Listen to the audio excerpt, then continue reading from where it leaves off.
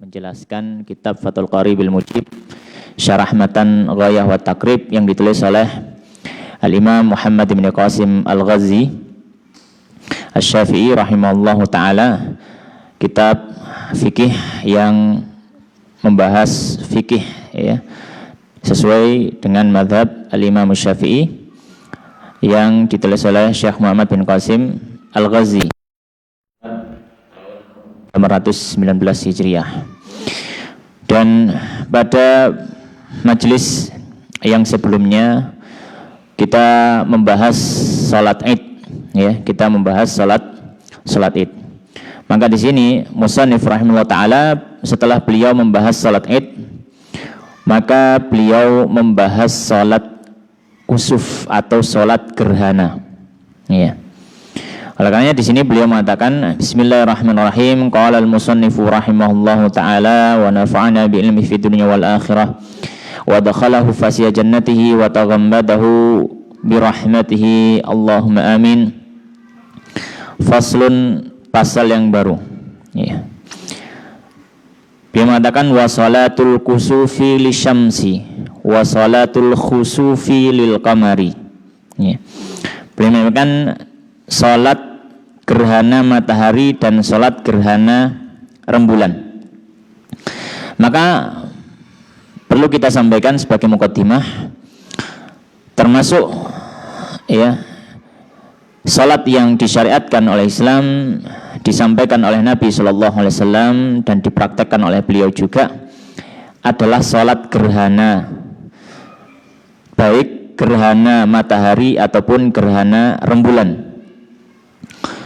Dan ini dalam bahasa Arab ya, dalam bahasa Arab ketika membahasakan gerhana ada sedikit perbedaan dalam kata-kata yang dipakai. Kalau yang disebut dengan gerhana matahari maka menggunakan huruf kaf, kusufun ya, menggunakan huruf kaf, kusufun. Kalau dia adalah gerhana rembulan maka menggunakan huruf kha, khusuf ya. Jadi kalau misalkan gerhana matahari maka lebih tepat mengatakan kusufus syamsi ya, gerhana matahari pakai kaf. Tapi kalau gerhana rembulan lebih tepat mengatakan khusuful qamari menggunakan kha. Meskipun demikian ya, kata kusuf ataupun kata kusuf ini termasuk kalimat yang mustarakah, kalimat yang bisa multi makna, multi tafsir. Maka para ulama terkadang ketika membahasakan gerhana rembulan juga kadang pakai kaf, kusuf, atau membahasakan gerhana matahari terkadang memakai khusuf, atau bahkan ya membahasakan kedua-duanya dengan satu kata ya, salat kusuf ya. Itu maksudnya berlaku untuk gerhana matahari atau gerhana rembulan ya. Jadi di sini kata kusufun dan khusufun ini adalah satu kata yang dia memiliki beberapa tafsiran atau makna dalam penggunaannya. Fa'ala kulli hal ya, maka termasuk syariat Islam yang diajarkan oleh Nabi SAW adalah salat gerhana, baik gerhana matahari atau gerhana rembulan ya. Dan landasan dalam masalah ini, landasan dalam pensyariatan salat gerhana ya, diantaranya yang pertama adalah firman Allah Subhanahu wa taala surat Fussilat ayat 37. Allah Subhanahu wa taala menyampaikan wa min ayatihil lailu wan naharu wasyamsu wal qamaru la tasjudu lisyamsi wala lil qamari wasjudu lillahi alladzi khalaqahunna in kuntum iyyahu ta'budun. Allah menyampaikan dan termasuk tanda-tanda bukti keberadaan dan keagungan Allah adalah adanya malam hari dan adanya siang hari, adanya matahari dan adanya rembulan. Ini semuanya adalah bukti yang menunjukkan bahwasanya ada pencipta pengatur alam semesta ini. Ya. Kemudian Allah melanjutkan, oleh karenanya, karena semua perkara ini adalah ciptaan dan ada penciptanya, Allah melanjutkan la tasjudu lisyamsi wala lil qamari. Oleh karena janganlah sujud kepada matahari dan juga kepada rembulan. Ya. Kemudian Allah menyampaikan wasjudu lillah, sujudlah hanya kepada Allah. Kenapa kepada Allah? Karena alladzi khalaqahunna, karena Allah yang sudah menciptakan semua itu, menciptakan matahari, menciptakan rembulan, menciptakan malam, menciptakan siang, Allah yang mengatur semuanya, Allah. Maka sudah selayaknya sujud kepada pencipta semua ini, bukan sujud kepada sesama apa yang diciptakan. Kita ini diciptakan, matahari diciptakan, maka tidak layak ya ketika dia adalah sama-sama makhluk, kemudian makhluk sujud kepada makhluk yang lainnya. Ya. In kuntum iyyahu ta'budun, jika kalian hanya beribadah kepada Allah semata. Ya. Dan Al-Khatib Asy-Syirbini dalam kitabnya Liqna' ya, Syarah Matan Abu Syuja', beliau menyampaikan ayat ini bisa menjadi salah satu dalil ya tentang pensyariatan sholat gerhana, yaitu ketika Allah menyampaikan wala tasjudu lisyamsi walalil qamari wasjudu lillah. Jangan sujud kepada matahari, jangan sujud kepada rembulan, tapi sujudlah kepada Allah. Beliau menyampaikan salat al-kusuf. Maksudnya adalah dengan sholat apa? Sholat gerhana. Sholatnya kepada Allah Subhanahu wa taala. Jangan digunakan untuk menyembah matahari atau rembulan. Ya. Hal ini juga disebutkan oleh Imam Al-Qurtubi dalam tafsirnya menukil perkataan Ibnu Khuwaiz Mandad ya. Beliau menyampaikan ya, maka ayat ini bisa jadi yang memberikan isyarat bahwasanya disyariatkannya untuk beribadah ketika melihat perubahan yang terjadi kepada matahari atau rembulan. Landasan yang lain adalah hadis yang masyhur yang diriwayatkan oleh ya Ashabus Sunan dan juga dalam Sahih Bukhari Muslim juga disebutkan hadis yang sahih ya, bahwasanya Nabi Shallallahu Alaihi Wasallam ya pada waktu terjadinya gerhana matahari di zaman beliau, maka beliau sholat kemudian berkhutbah dan kemudian beliau mengatakan inna syamsa wal qamara min ayatillah, bahwasanya matahari dan rembulan adalah termasuk tanda-tanda dari keagungan Allah.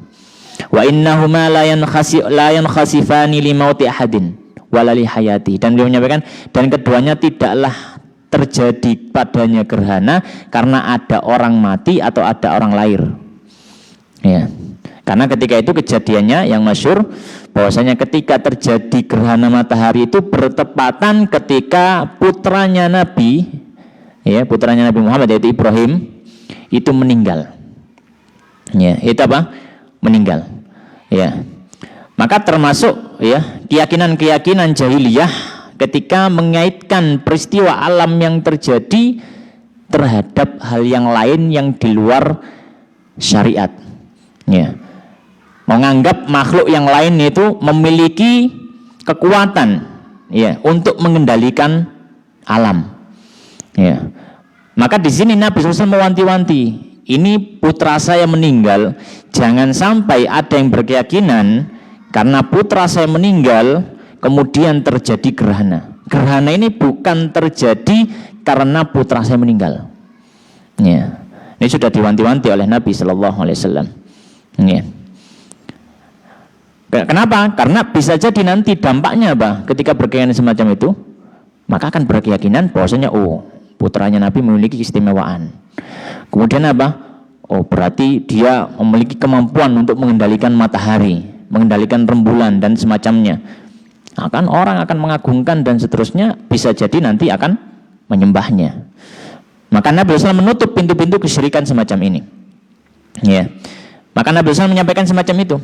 Fa idza ra'aitumuhuma fakabbiru wa da'ullah wa sallu wa tasaddaqu. Maka Nabi menyampaikan, maka ketika kalian melihat peristiwa semacam ini, gerhana semacam ini, maka bertakbirlah, berdoalah, salatlah. Ya. Maka ini adalah landasan bahwasanya apa? Bahwasanya ada pensyariatan salat gerhana. Ya. Baik. Dan apa hikmahnya? Iya, apa hikmahnya daripada salat gerhana? Kita tahu bahwanya salat gerhana ini adalah salah satu syariat Islam. Kemudian apa hikmahnya? Maka di sini kita nukilkan apa yang disampaikan oleh Al-Imam Al-Bajuri rahimahullah ta'ala dalam hasyiahnya ala Fathul Qarib, beliau mengatakan, ya, hikmahnya adanya salat gerhana, beliau mengatakan tanbihu ubadi syamsi wal qamar.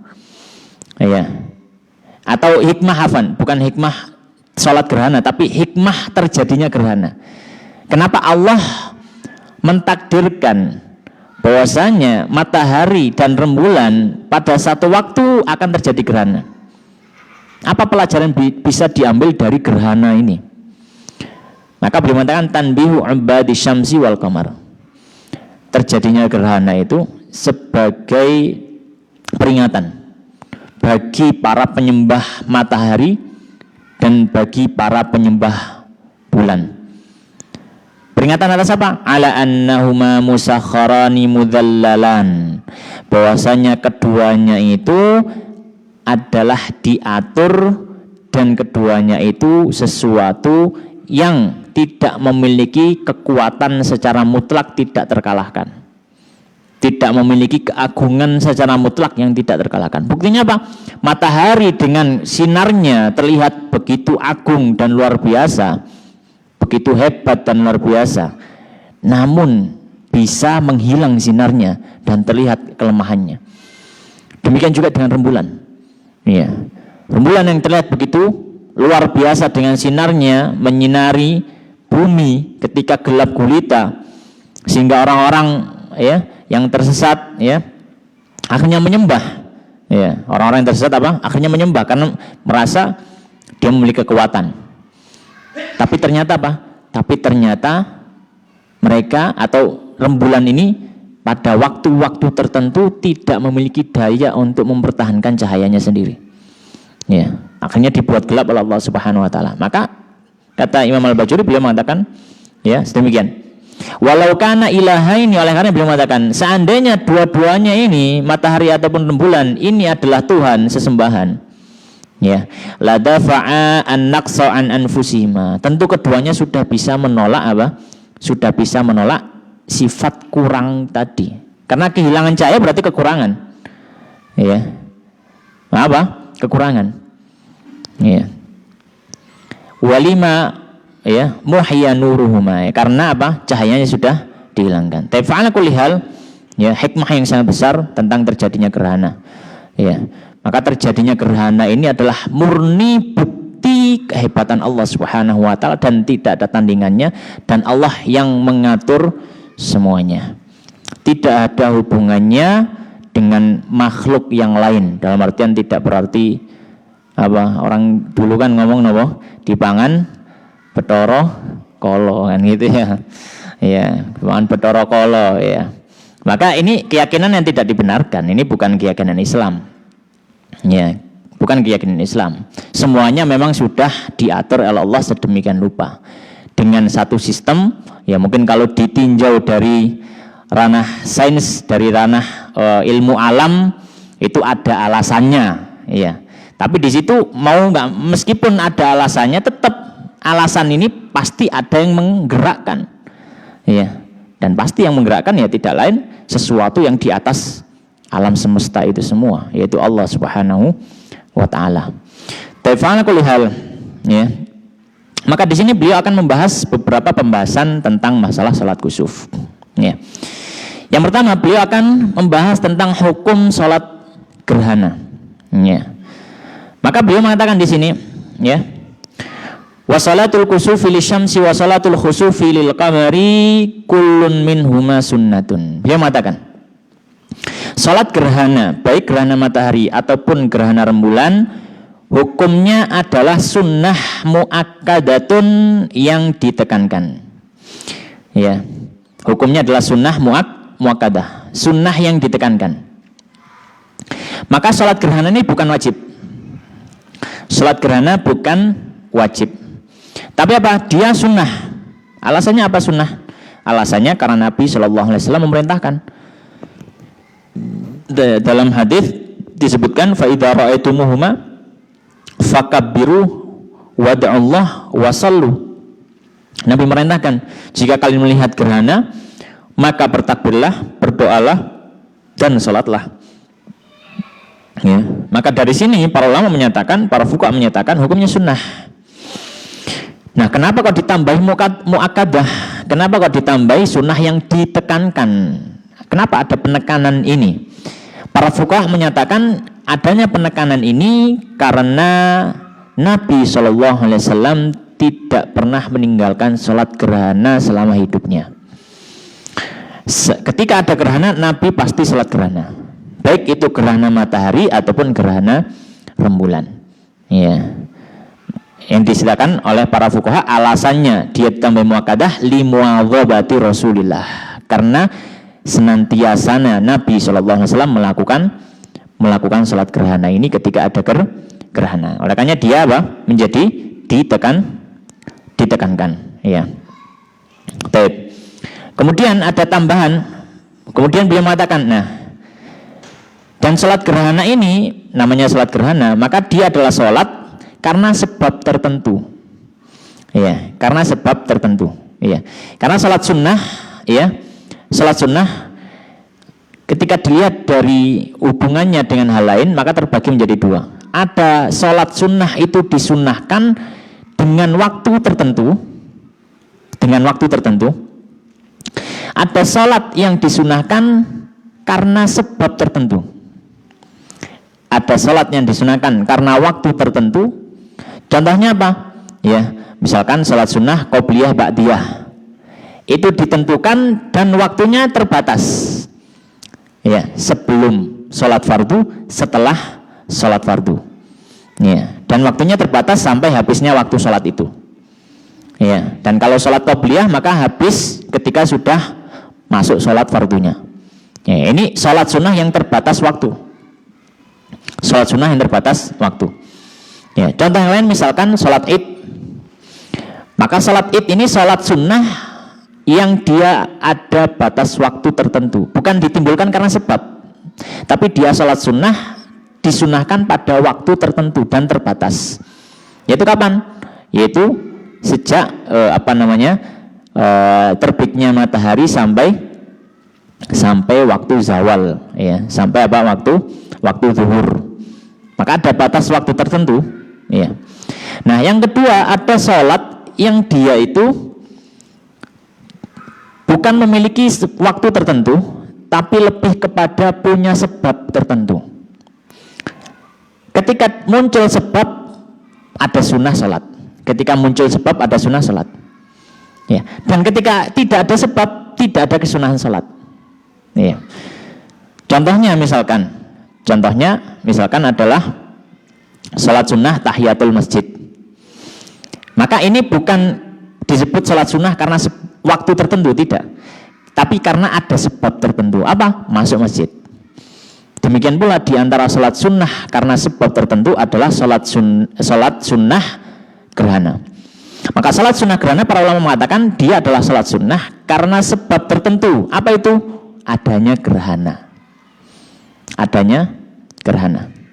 Oleh karenanya, apa dampaknya? Ya, apa implikasinya dalam kasus fikih?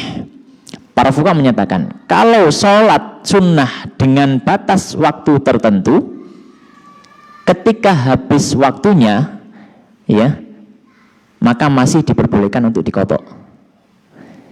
Tapi kalau sholat sunnah, ya, yang dengan sebab tertentu, kalau tidak ada sebab tidak boleh dilakukan. Maka tidak ada istilahnya qadha sholat karena sebab tertentu, tidak ada. Karena kenapa? Karena dia ada sebab tertentunya. Kalau nggak ada sebabnya berarti nggak ada sholat itu. Iya. Makanya di sini beliau melanjutkan fa in fatat hadis sholah, fa in fatat, dan jika, ya, lalu jika terlewat hadis sholah, sholat ini, maksudnya terlewat ini bagaimana? Maksudnya dia belum sholat gerhana, matahari sudah normal, rembulan sudah normal. Maka sebab sudah nggak ada. Maka sebab sudah tidak ada. Maka di sini beliau mengatakan lam tuqdha, tidak boleh diqadha. Ya. Kenapa? Karena ini karena ini sholat sunnah karena sebab tertentu. Bukan karena rentang waktu tertentu. Iya. lam yusra' qada'uha, maksudnya adalah tidak disyariatkan mengqada'nya, ya. Termasuk tidak disyariatkan juga tidak sah untuk dikerjakan sholat, ya. Baik. Kemudian, ya, beliau menyampaikan, ya, setelah menyampaikan hukum tentang sholat gerhana ini, beliau menyampaikan tata cara, ya, bagaimana tata cara pelaksanaan sholat gerhana ini. Maka beliau mengatakan, qala, ya, wa yusalli li kusufi syamsi wa khusufil qamari rak'ataini. Baik. Maka sebelum kita baca, ya, apa yang akan beliau sampaikan, kita memberikan informasi terlebih dahulu sebagai pengantar tata cara sholat kusuf. Ya. Para fuqaha, ya, menyampaikan bahwasanya ada 3 tata cara, ya, yang semuanya dianggap sah. Ya. Yang pertama, ini adalah batas minimal pelaksanaan. Jadi sholat kusuf nggak boleh kurang dari itu. Ya. Kemudian ada yang disebut dengan adnal kalamal. Yang nomor 2 yaitu tata cara sempurna, tapi masih belum maksimal. Kemudian tata cara yang ketiga adalah yang dia sempurna dengan maksimal. Ya. Dia sempurna dengan maksimal. Maka yang pertama, ya, yang dia adalah batas minimal tidak boleh kurang, yaitu sholat kusuf dikerjakan seperti sholat sunnah biasa 2 rakaat. Sholat kusuf dikerjakan seperti apa? Sholat sunnah 2 rakaat. Ya, seperti sholat sunnah 2 rakaat. Ya. Maka kalau misalkan orang melaksanakan sholat sunnah 2 rakaat, maka ini sudah dianggap sah untuk apa? Sholat gerhana. Ya, jadi tanpa ada tambahan rukuk 2 kali, ya, dan berdiri 2 kali. Berdirinya tetap sekali dan rukuknya apa? Tetap sekali. Maka ini para fuqaha menyatakan masih dianggap sah. Ya. Ya. Baik. Kemudian yang kedua, ya, tata cara sempurna namun belum maksimal. Sempurna namun belum maksimal. Bagaimana? Yaitu tata caranya dilaksanakan dalam 1 rakaat dengan 2 kali berdiri dan 2 kali rukuk, namun dengan durasi yang tidak terlalu panjang. Ini dia sudah sempurna, ya, namun belum maksimal, ya, namun belum maksimal. Tapi dia sudah sempurna namun belum maksimal dengan durasi yang tidak terlalu pandang, ya. Kemudian yang ketiga, ini yang paling bagus, ya, sempurna dan maksimal, ya, sempurna dan maksimal. Dan ini akan disampaikan oleh musannif rahimahullah taala, yang mana khulasatul qaul, ya, kesimpulannya tata cara yang ketiga yang nanti akan dijelaskan secara lebih rinci oleh musannif, sholat 2 rakaat dengan 2 kali berdiri, 2 kali rukuk, dan memanjangkan bacaan dan durasi sholat dengan panjang tertentu, ya, seperti yang dilakukan oleh Nabi Shallallahu Alaihi Wasallam. Ya. Baik. Maka di sini beliau menyampaikan, ya, ini berarti tata cara yang ketiga yang disampaikan oleh musannif. Beliau mengatakan qala wa yusalli li kusufi syamsi, dan sholat untuk gerhana matahari wa khusufil qamari, dan gerhana rembulan rak'ataini sebanyak 2 rakaat. Ya, sebanyak apa? 2 rakaat. Ya.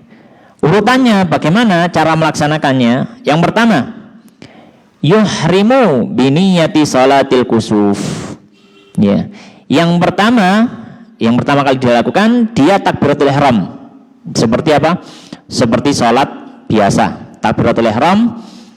Kemudian dia mengangkat tangan dan bersedekap biniyati salatil kusuf, tentu saja diiringi dengan niat. Niat apa? Yaitu niat sholat gerhana.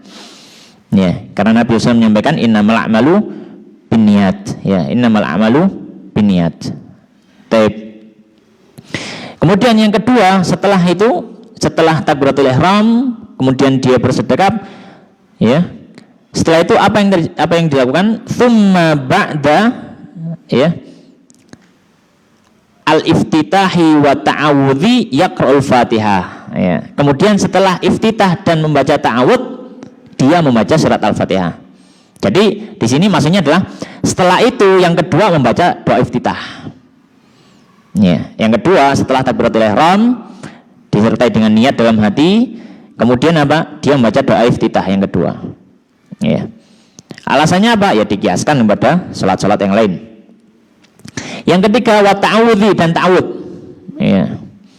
Maka disunahkan setelah membaca iftitah membaca doa ta'awud.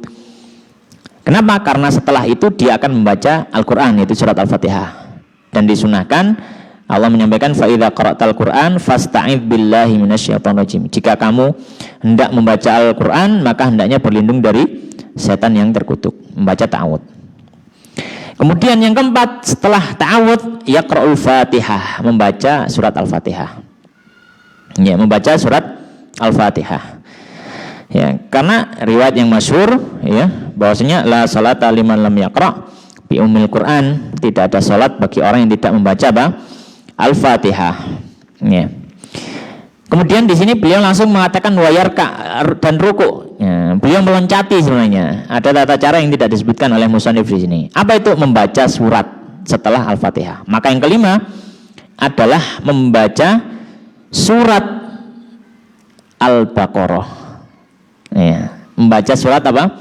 Al-Baqarah. Ya, kita sampaikan ini yang paling sempurna ya. Ini yang paling apa? Paling sempurna.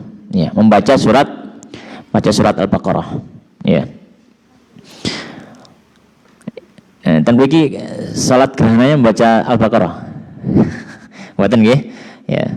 Ada pengalaman saya dulu waktu di pondok pernah ada gerhana matahari, enggak tahu tahun berapa itu ya, lupa. Imam kita membaca surat Al-Baqarah sampai khatam. Ya, dan lumayan terasa di kaki. Bahkan ada teman saya itu sampai jatuh. Karena terlalu lama berdiri itu sampai dia guling gitu. Ya, memang guru kami ya beliau hafizallahu taala memang seorang hafidz Quran bersanad juga. Jadi beliau ketika ngimami kami surat gerhana matahari waktu itu beliau baca surat Al-Baqarah sampai khatam. Ya. Tefana kulli hal ya. Maka ini yang paling sempurna itu membaca surat Al-Baqarah. Ya, yang paling sempurna. Baik. Kemudian setelahnya wayarka'u, yang keenam setelah itu apa? Dia rukuk. Ya, rukuk tentu saja diiringi dengan takbir dan mengangkat tangan. Ya, setelah itu dia rukuk diiringi bertakbir dan mengangkat tangan, kemudian meletakkan tangannya di lutut dan membaca doa rukuk. Ya, dan membaca apa? Doa rukuk. Ya, subhana rabbil azim boleh, subhana rabbil azim wa bihamdi juga boleh, ditambah bihamdi, atau membaca doa rukuk yang lainnya. Ya. Dan diperpanjang kira-kira durasinya orang membaca sekitar 100 ayat. Rukuk ya. Dengan durasi seperti orang baca ayat itu 100 ayat dari surat Al-Baqarah. Ya lumayan itu ya. Ya, lumayan. Langsung lurus itu ininya punggungnya. Taib. Ini yang paling sempurna, ini yang paling bagus. Ya. Kemudian setelah itu apa? Yang ketujuh, tsumma yarfa'u ra'sahu. Kemudian dia mengangkat kepalanya minar ruku'i, dari rukuk. Ya, tentu saja ini disertai dengan membaca Sami Allahu liman hamidah ya. Dia mengangkat Sami Allahu liman hamidah dengan mengangkat tangan ya. Tsumma ya'tadil, kemudian dia lurus berdiri lagi. Maka dia bersedekap lagi. Ini yang ketujuh. Jadi dia bangkit dari rukuk sambil mengucapkan Sami Allahu liman hamidah, kemudian bersedekap kembali dan berdiri kembali. Ya. Setelah berdiri, ya, ini berdiri yang kedua, maka berikutnya yang ke-8, tsumma yaqra'ul Fatihata tsaniyan. Lalu dia membaca surat Al-Fatihah untuk yang kedua kalinya. Ya, membaca surat Al-Fatihah untuk yang kedua kalinya. Setelah itu yang ke-9 ya, ini beliau langsung mengucapkan rukuk ya, mengatakan bahwasanya rukuk gitu ya. Tapi ada yang dilanjati yaitu membaca surat ya.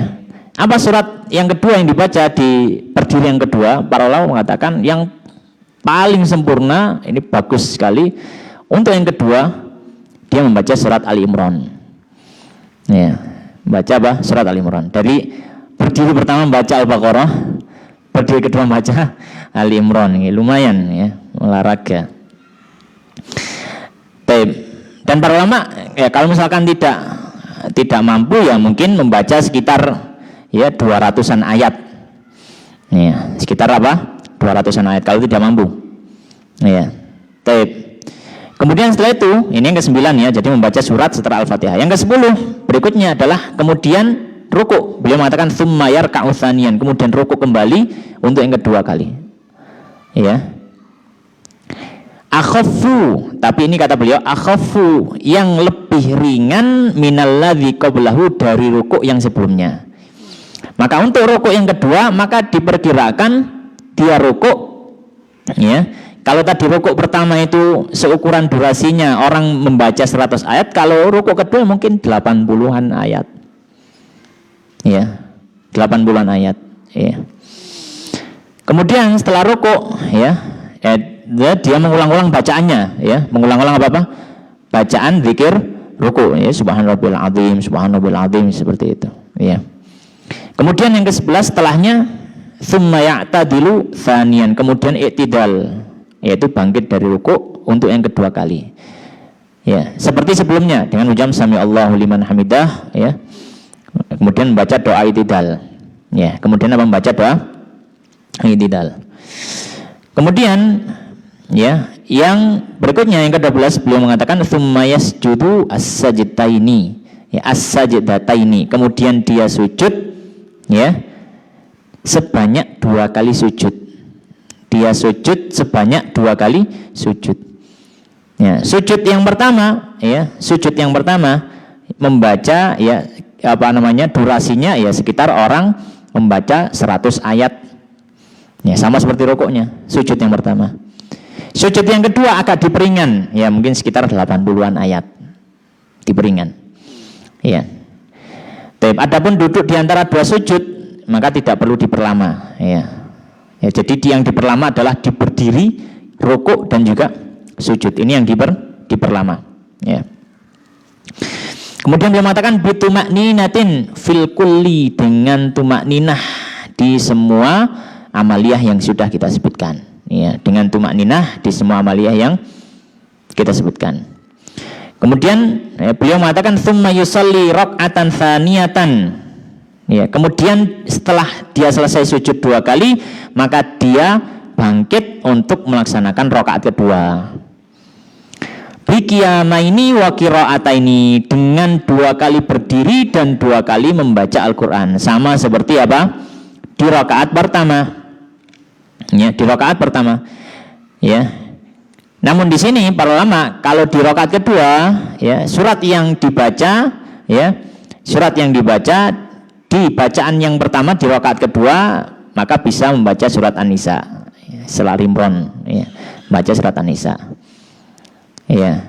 Atau misalkan kalau tidak bisa ya mungkin lebih ringan dari yang sebelumnya ya, yaitu sekitar 150-an ayat ya. Sekitar 150-an ayat. Kemudian di berdiri yang kedua di rakaat kedua maka dia membaca surat Al-Maidah ya, jika memungkinkan. Jika tidak mampu maka ya mungkin membaca seukuran 100 ayat ya. Jadi semakin lama semakin diturunkan ya durasi sholatnya ya. Kemudian beliau mengatakan ya kama sayati ya, wa fi kulli rak'atin, dan di setiap ya rakaat ya, dan di setiap rakaat ruku'ani. Ya, terlewat ya.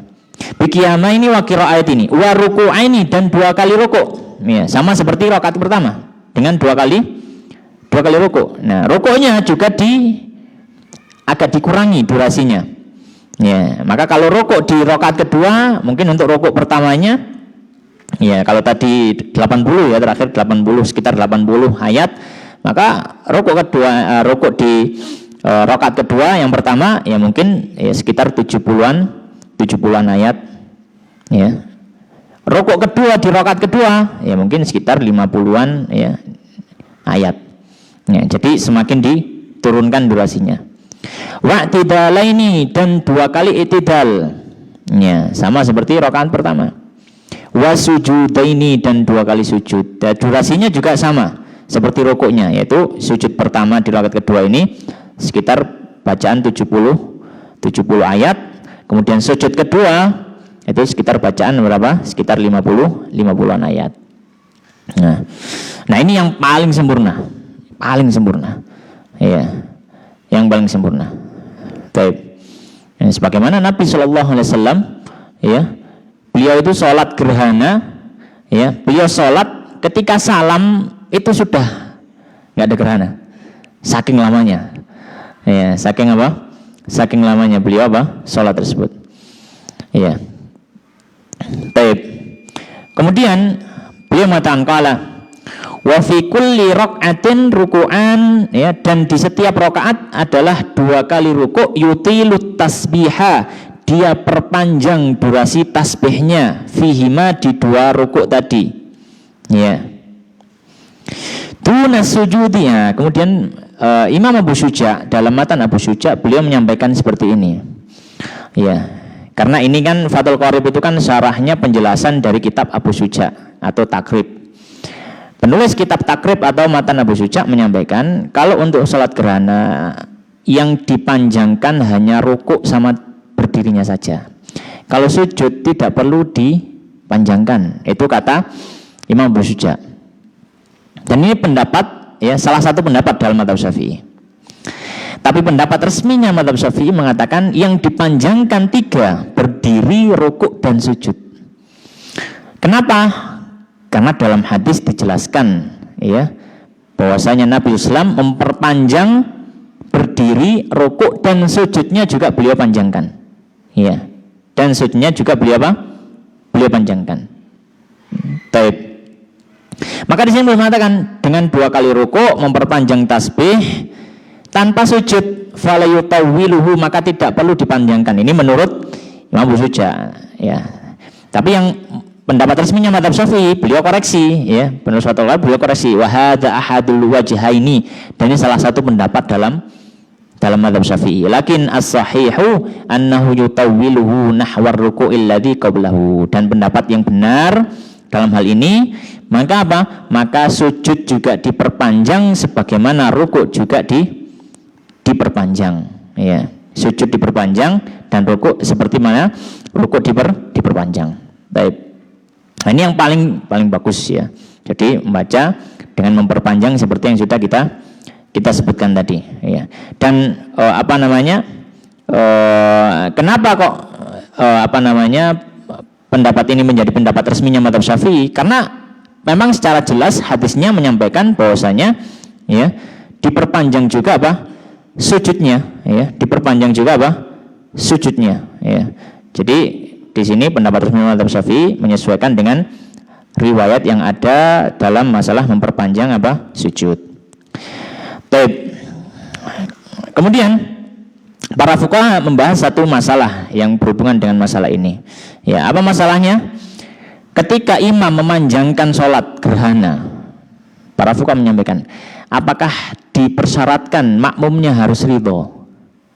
Kalau kita tahu dalam pembahasan sholat wajib, ya, sholat wajib itu kan hukum asalnya imam tidak boleh memperpanjang sholat sesuai kadar kebiasaan, ya, kadar normal ketika makmumnya nggak ridho.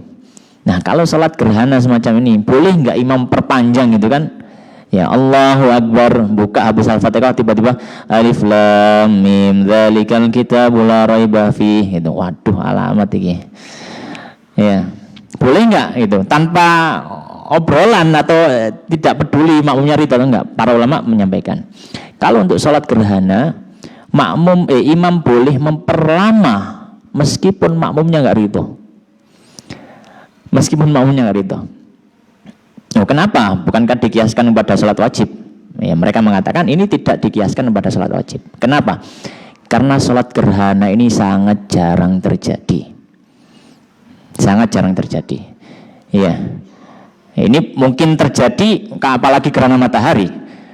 Mungkin belum tentu seumur hidupnya mendapati gerhana matahari, belum tentu.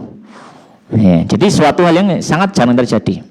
Maka di sini tidak perlu ridho dari makmum, dan dalam pelaksanaan pun Nabi SAW memperpanjang sholatnya. Ya, memperpanjang sholatnya. Mungkin adzan terlebih dahulu, kemudian kita akan lanjutkan apa yang disampaikan oleh musannif berhubungan dengan sholat gerhana ini. Nah.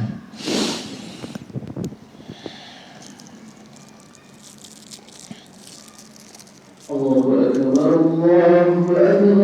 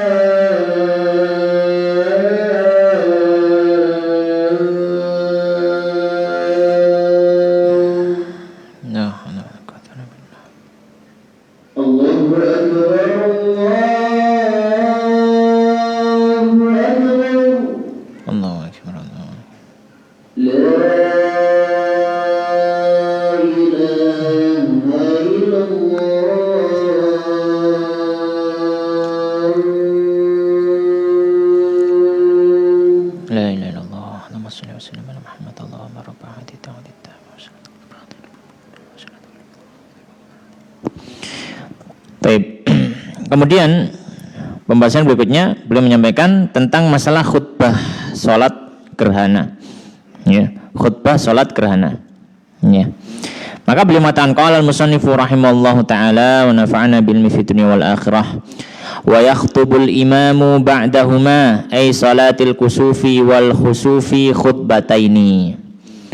Beliau menyatakan wa yakhtubu al-imam, dan imam berkhutbah ba'dahuma setelah sholat gerhana 2 rakaat tadi.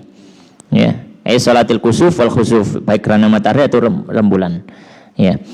Maka disunahkan setelahnya, ini dalam rentetan pelaksanaannya. Setelah sholat selesai, maka ada kesunahan yang lain. Apa itu? Yaitu disunahkan bagi imam untuk berkhutbah setelah gerhana. Ya. Dan hukumnya adalah sunnah, ya. Dan hukumnya adalah sunnah. Apa yang melandasi khutbahnya Nabi, atau apa yang melandasi, ada kesunahan khutbah setelah sholat gerhana. Sebagaimana hadis riwayat Bukhari dari hadisnya Asma ya binti Abi Bakar radhiyallahu ta'ala anhuma, beliau mengatakan ya, fansarafa Rasulullah sallallahu alaihi wasallam wa qad tajallati syamsu, maka Nabi sallallahu selesai sholat dan matahari itu sudah kembali normal. Fa khataba, lalu Nabi berkhutbah. Ya, fahamidallaha bima huwa ahlu, kemudian memuji Allah dengan perkara yang Allah layak memang untuk dipuji. Tsumma qala, kemudian Nabi mengatakan amma ba'du. Maka ini menjadi landasan bahwasanya disunahkan untuk berkhutbah setelahnya, ya. Disunahkan berkhutbah setelahnya. Ya. Taib. Nah, khutbahnya bagaimana tata caranya? Beliau mengatakan khutbataini ka khutbatail jum'ah fil arkani wasyurut. Tata caranya sama seperti dua khutbah di dalam khutbah Jumat. Maka khutbahnya dua kali. Ya, jadi kalau dalam mazhab Syafi'i, ya, khutbah salat gerhana itu dua kali. Seperti apa? Khutbah Jumat. Ya. Alasannya apa? Alasannya adalah dikiaskan, ya, dikiaskan kepada khutbah Jumat.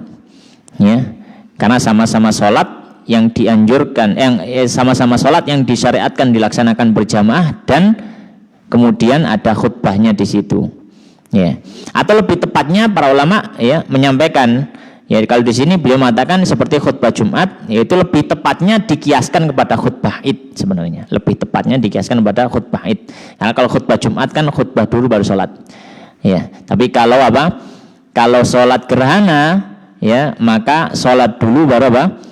Baru berkhutbah, ya, seperti salat Id, ya. Intinya adalah tata caranya dengan dua kali khutbah dijeda dengan duduk, ya. Kemudian juga memperhatikan rukun-rukun dan syarat-syarat khutbah seperti khutbah Jumat, ya, seperti hendaknya dia dalam kondisi suci dari hadas, suci dari najis, ya, menutup auratnya. Kemudian dengan berdiri, ya, tidak boleh dengan duduk kalau mampu berdiri dan seterusnya, ya. Taib. Kemudian wa yahutsun nas, ya. Di dalam khutbahnya, konten isi khutbahnya apa saja? Maka beliau mengatakan wa yahutsun nas, dan mendorong memotivasi manusia fil khutbataini, dalam dua khutbah. Yang pertama, alat taubati minadz-dzunub, untuk bertobat dari dosa. Ya, maka di sini ada beberapa hal yang hendaknya kita lakukan ketika gerhana matahari selain sholat. Yang pertama, kita bertobat dan beristighfar pada Allah Subhanahu Wa Taala. Memperbanyak itu ketika gerhana terjadi. Ya, hal ini dilandasi sebagaimana hadis, ya, hadisnya Abu Musa Al-Asy'ari, ya, bahwasanya ketika selesai sholat, ya, sholat gerhana, kemudian Nabi SAW menyampaikan hadhil ayat allati yursilullah la takunu limauti ahadin wala lihayatihi, ya, bahwasanya ini gerhana ini tanda yang Allah kirimkan dan tidak adalah tanda ini karena matinya seseorang atau lahirnya seseorang, walakin yukhawwifullahu bihi ibadah, tapi Allah memang sengaja mengatur hal semacam ini terjadi karena untuk memberikan ketakutan kepada para hambanya. Ya, fa idza ra'aitum syai'an min dzalik fafza'u ila dzikrihi wa du'ahi wastighfarihi. Maka ketika kalian melihat gerhana, maka bersegera apa? Mengingatnya, berdoa dan beristighfar. Maka ini landasan banyak hendaknya dilakukan selain salat apa? Banyak taubat dan istighfar pada Allah Subhanahu wa taala. Dan ini yang hendaknya juga disampaikan oleh khatib, ya, ketika berkhutbah. Kemudian yang kedua, yang juga dianjurkan ketika gerhana terjadi dan juga disampaikan oleh khatib apa? Wa ala fi'lil khairi min sadaqatin, melakukan kebaikan dari sedekah, ya. Maka termasuk apa? Hendaknya yang dilakukan ketika gerhana sedekah, ya, sedekah, ya. Dan ini bisa kita lihat dari hadis, ya, dari Sayyidah Aisyah yang sudah kita sebutkan tadi, bahwasanya Nabi menyampaikan fa idza ra'aitumuhuma, jika kalian melihat gerhana matahari atau rembulan, fakabbiru wa da'allahu wa shallu wa tasaddaqu. Beliau menyampaikan dalam lafaz yang lain, maka kalau sudah melihat gerhana bertakbirlah, berdoalah, sholatlah, dan sodakohlah. Ya. Maka termasuk amal baik atau amal soleh yang dikerjakan ketika gerhana adalah apa? Sodakoh. Ya. Dan yang lainnya wa'idkin, dan membebaskan budak. Wa nahwi dzalik, atau yang semisalnya dari amal kebaikan. Maka membebaskan budak ini juga termasuk amal mulia yang juga dianjurkan ketika terjadi gerhana. Sebagaimana hadisnya Asma ya radhiyallahu ta'ala anha, beliau mengatakan amaran Nabi sallallahu alaihi wasallam bil ataqati fi kusufi syamsi. Nabi memerintahkan orang-orang untuk membebaskan budak ketika terjadi gerhana matahari. Ya. Hadisnya riwayat Bukhari. Ya. Maka ini termasuk amal kebaikan yang bisa dikerjakan. Jadi ada, ya tentu saja selain sholat ada istighfar, taubat pada Allah, kemudian banyak sedekah. Kalau ada, kemudian membebaskan apa? Budak. Ya. Kemudian beliau menyinggung ya dua masalah setelah ini, ya dua masalah. Ya, apa itu? Ya, beliau menyinggung masalah bacaan ketika sholat gerhana matahari dan rembulan. Ini dikeraskan atau dipelankan. Ya, maka beliau mengatakan, qala wa yusirru bil qiraati fi kusufi syamsi, dan melirihkan bacaan ketika sholat gerhana matahari. Wa yajharu bil qiraati fi khusufil qamari, dan mengeraskan bacaan ketika terjadi gerhana rembulan. Ya. Ya, maka di sini kita sampaikan ya bahwasanya sholat gerhana apakah dikeraskan atau dilirihkan tergantung gerhana apa dulu. Kalau itu gerhana matahari yang terjadi di siang hari, maka sholat gerhana dilaksanakan dengan lirih seperti sholat zuhur atau asar. Ya. Tapi kalau terjadi di malam hari berarti gerhana rembulan, maka dibaca dengan keras seperti sholat maghrib atau isya. Ya. Ya. Kalau misalkan untuk sholat untuk gerhana rembulan dikeraskan, ini para ulama menyampaikan ini sudah ijma. Ya, bahwasanya memang sholat gerhana dikeraskan. Nah, masalahnya untuk gerhana matahari. Ya. Mana dalilnya? Mana alasannya bahwasanya dia dilirihkan? Dalilnya bisa kita lihat dari hadis yang diriwayatkan Imam Bukhari. Hadisnya sahabat Ibnu Abbas. Ya. Beliau menyampaikan in khasafati syamsu. Beliau jangan jelas. Terjadi gerhana syamsu, matahari. Ala ahdi Rasulullah, di zaman Rasulullah SAW. Fasalla Rasulullah, maka Rasulullah SAW salat. Faqama qiyaman tawilan, dan beliau berdiri dengan berdiri yang cukup lama. Nahwan, ya, garis bawahnya di sini ada kata nahwan. Nahwan min qiraati suratil Baqarah. Apa artinya nahwan itu? Seukuran. Ya, seukuran. Maka di sini para fuqaha menyampaikan, kalau seandainya Nabi mengeraskan, sahabat Ibnu Abbas ketika meriwayatkan tidak perlu menggunakan kata seukuran. Kena ya langsung sebut saja dan membaca surat Al-Baqarah. Tapi sahabat Ibnu Abbas meriwayatkan apa? Nahwan min qiraati suratil Baqarah. Seukuran orang baca surat Al-Baqarah. Di situ menunjukkan bahwasanya sahabat Ibnu Abbas sendiri tidak bisa memastikan surat apa yang dibaca oleh Nabi. Tapi panjangnya kurang lebih orang baca Al-Baqarah. Di rakaat di berdiri yang pertama ini. Oleh karenanya para fuqaha menyampaikan, maka dari sini kita tahu kalau sholat gerhana matahari dibaca lirih dari hadis ini. Ya. Kemudian Nabi ruku, kemudian berdiri lagi dengan berdiri yang lama, tapi tidak sepanjang berdiri yang pertama gitu. Dan ini juga menjadi landasan tadi ukuran berdirinya itu lamanya itu ya sekitar apa? Sekitar membaca surat Al-Baqarah. Gitu. Kemudian setelahnya ya kurang dari Al-Baqarah apa? Al-Imran ya di bawahnya itu. Itu yang paling sempurna. Ya. Fa'alkulihal ya. Jadi kalau misalkan gerhana matahari maka sholatnya dengan lirih, tapi kalau gerhana rembulan maka dengan keras. Ya, kita tidak menutup bahwasanya memang ada khilaf sebagian ulama ya di luar mazhab Syafi'i ada yang mengatakan bahwasanya dia dibaca keras. Ya. Tapi di sini dalilnya sangat jelas sekali yang dijadikan pedoman oleh para fuqaha ya hadisnya sahabat Ibnu Abbas, beliau menyampaikan nahwan min qiraati suratil Baqarah. Itu menunjukkan apa? Beliau sendiri tidak memastikan bacaan yang dibaca, tapi seukuran membaca. Baik, kemudian masalah berikutnya yang beliau sampaikan di sini adalah ya, kapan ya orang itu sudah dianggap kehilangan sebab untuk sholat gerhana. Dalam artian kapan sholat gerhana itu sudah berakhir.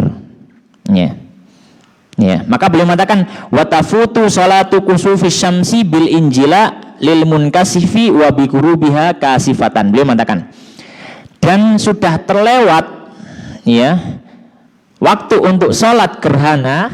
Maka ini dilihat jika dia gerhana matahari, kapan dianggap sudah tidak boleh sholat lagi? Ketika apa?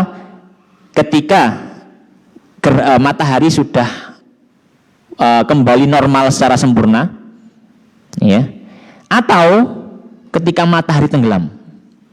Jadi misalkan terjadi gerhana tapi sudah mendekati waktu maghrib, ya, kemudian dia belum sholat, ya, kemudian dia ingin sholat ternyata sudah maghrib, matahari sudah hilang di ufuk, maka sudah nggak ada kesunahan anjuran untuk sholat. Demikian juga kalau matahari sudah jelas, ya, sudah terang benderang kembali normal, ini sudah saya belum sholat, sudah nggak boleh dikodok tadi kan sudah. Nah tapi kalau misalkan dia mulai sholatnya ketika gerhana, tapi di tengah-tengah gerhana sudah habis, maka ini tetap lanjut. Kenapa? Karena dia memulainya dengan sebab yang diperbolehkan. Ya, makanya kaidah mengatakan ya yuktafaru fid dawam ma yuktafaru ibtidaan, ya, dimaafkan ketika itu dalam urusan keberlanjutan ibadah yang mana tidak diperbolehkan kalau untuk memulai ibadah. Maka di sini untuk keberlanjutan sholat nggak masalah ketika matahari sudah jelas. Tapi kalau untuk mulai baru sholat ketika itu sedangkan matahari sudah jelas tampak hilang gerhananya, maka nggak boleh mulai. Ya, itu kalau gerhana matahari. Jadi habis waktunya kalau apa? Mataharinya sudah jelas, sudah nampak cahayanya, atau dia tenggelam, sudah maghrib. Ya. Kalau gerhana rembulan, kapan habisnya? Beliau mengatakan watafutu sholatu khusufil qamari, dan terlewat sholat gerhana rembulan. Yang pertama bil injila. Yang pertama ketika rembulan sudah muncul kembali secara utuh. Maka kalau masih separuh atau masih ada yang hitam sedikit, ini masih waktu, ya, masih diperbolehkan untuk mulai sholat, tidak masalah. Jadi yang pertama kalau misalkan dia gerhana rembulan, maka habis, ya, tidak boleh sholat ketika apa? Sudah terang benderang, rembulan kembali normal, atau watulu isyamsi, ketika matahari sudah muncul. Ketika matahari sudah muncul. La bitulu'il fajri, ya. Dan di sini tidak dianggap, ya, waktu sudah habis ketika fajar sotik yang muncul, ya, tidak dianggap apa? Tidak dianggap habis. Maka masih boleh, misalkan terjadi gerhana apa? Habis sholat subuh, ya, habis sholat subuh terjadi gerhana rembulan, maka boleh di sini sholat, ya, maka boleh di sini apa? Sholat. Wala bi ghurubihi khasifan, ya, demikian juga, ya. Tidak pula, ya, gerhana rembulan itu dianggap, ya, dianggap habis, ya, ketika dia tidak, ya, terhalangi, ya, pandangannya apa? Terhalangi pandangan, ya. Misalkan ada gerhana kemudian muncul gerhana kemudian tiba-tiba ada mendung sehingga apa? Nutupi gerhananya, maka ini masih dianggap lanjut, tidak menjadi apa? Sudah habis waktunya, tidak. Ya, karena secara jelas sebelumnya sudah ada gerhana, kemudian tiba-tiba apa? Ada mendung yang menutupi, maka ini tidak berpengaruh. Ya. Fala tafutus shalah, maka tidak terlewat sholat tersebut, dalam artian ya masih boleh untuk mengerjakannya. Nah, ini adalah beberapa hal yang berhubungan dengan apa? Dengan sholat gerhana. Kemudian ada pembahasan yang terakhir yang kita tambahkan di sini. Para fuqaha menyampaikan, jika orang sudah melaksanakan sholat gerhana, selesai sholat gerhana belum selesai, ya, tapi sudah selesai dia sholat gerhana, khutbah sudah selesai, kemudian dia pulang, Ya, kemudian di rumahnya mungkin ada pelaksanaan sholat gerhana juga. Maka para ulama menyampaikan, maka di sini diperbolehkan bagi dia untuk mengulangi sholat gerhananya. Jadi tidak ada masalah. Sholat gerhana 2 kali tidak ada masalah. Ya, para ulama menyampaikan diperbolehkan. Alasannya apa? Dikiaskan kepada pengulangan untuk sholat fardu. Sholat fardu ketika dia sudah selesai sholat, kemudian ada jamaah lain, maka tidak masalah mengulangi apa? Sholat fardunya bersama dengan jamaah tersebut. Ya, demikian juga sholat gerhana. Kenapa? Sama-sama sholat yang disyaratkan dilaksanakan secara apa? Berjamaah. Sebagaimana hal ini bisa dilihat dalam kitab Hasyiah Al-Baijuri ala Fathul Qarib. Demikian yang bisa kita bahas pada kesempatan malam hari ini yang berhubungan dengan sholat gerhana. Insyaallah pembahasan berikutnya memasuki pembahasan sholat istisqa, sholat minta hujan. Demikian wallahu taala alam wa sallallahu wa sallim wa barik ala nabiyina Muhammadin wa ala alihi wa ashabihi ajmain. Kita tutup dengan doa kafaratul majelis. Subhanakallahumma bihamdika asyhadu an la ilaha illa anta astaghfiruka wa atubu ilaik wa akhiru da'wana alhamdulillahirabbil alamin. Assalamualaikum warahmatullahi wabarakatuh.